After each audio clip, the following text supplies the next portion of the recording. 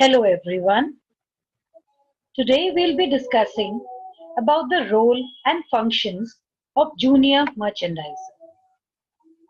So there are various types of merchandisers included in the business world like junior merchandiser, senior merchandisers and executives. So let us look at what are the functions of merchandising. The functions of merchandising are to find, solicit, select and develop products to be sold. Beyond this, it receives and tags samples, interacts with vendors, finalizes relevant product information, develops item packaging, evaluates and approves each phase of creative production, forecasts inventory, and analyzes performance results by product and category. So merchandising जैसे हमने अभी तक बात करी है, यहाँ पे हम अपना जो प्रोडक्ट हम चाहते हैं बेचना, उसको हम ढूंढेंगे किस सप्लायर से मिलेगा, उसको सेलेक्ट करके उसको डेवलप करके हम उसको बेचेंगे.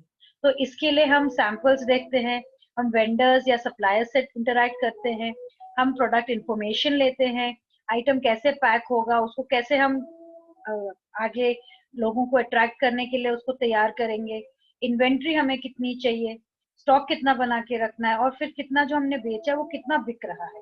तो ये सब हमारा फंक्शंस ऑफ मर्चेंडाइजिंग होता है. तो basic functions of merchandise planning. Retail merchandising refers to the various activities which contribute to the sale of products to the consumers for their end use. So every retail store has its own line of merchandise to offer to the customers. तो यहाँ हम बात कर रहे हैं कि जो भी एक्टिविटीज हम करते हैं रिटेल में जिससे हमारे प्रोडक्ट्स की सेल होती है कंज्यूमर्स तक, उसको हम कहते हैं retail merchandising. I'm sorry. So every retail store has its own line of merchandise to offer to its customers. तो इसका मतलब ये है कि हर रिटेल स्टोर में अपने अपने मुताबिक उन्होंने अपना अपना मर्चेंडाइज रखा रहता है कस्टमर्स के लिए.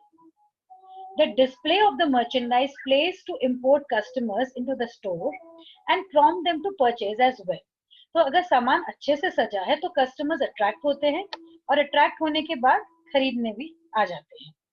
So merchandising helps in the attractive display of the products at the store in order to increase their sale and generate revenues for the retail store.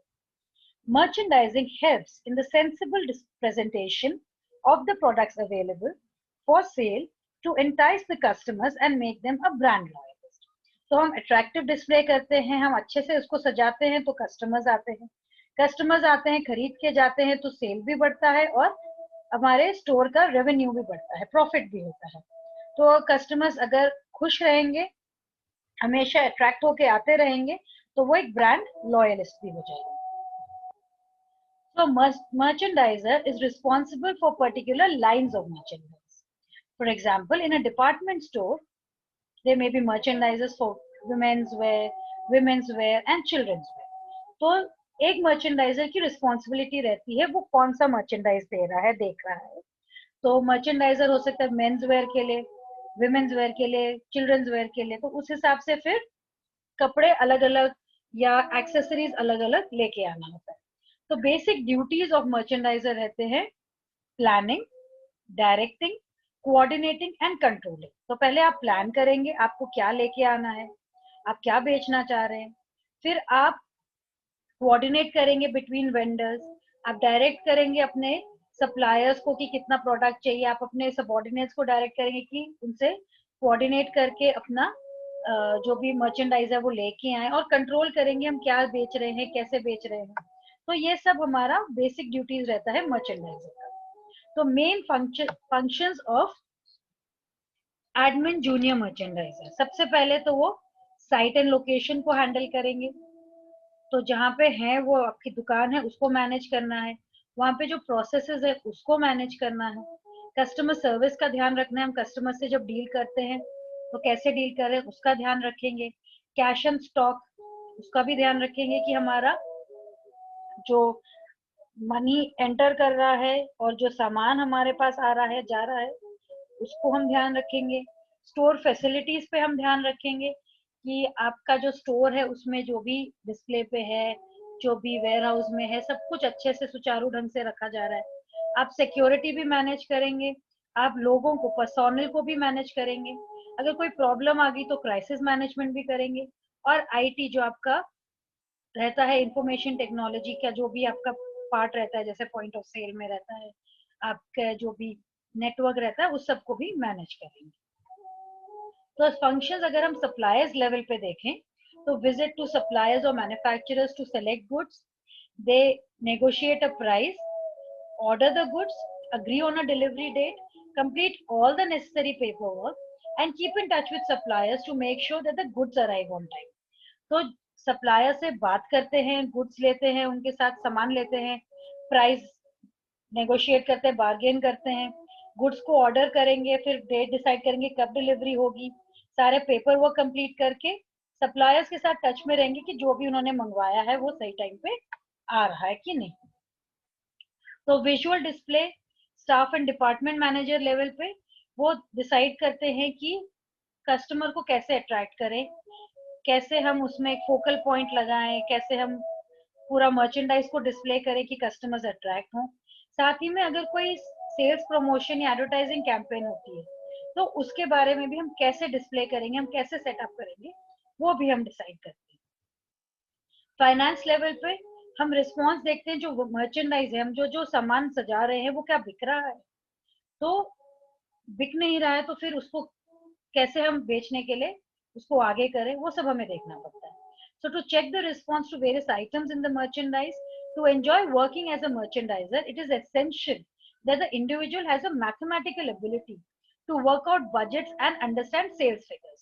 तो आपने कितना खर्चा, कितना आपका बिका सामान, वो सामान बिक नहीं रहा है तो क्यों नहीं बिक रहा है, क्या वो फिर से मंगाना है कि नहीं, ये सब फाइनेंस लेवल पे देखते हैं। Divisional merchandise managers level पे, the person would be responsible for merchandising activities for various lines of merchandise.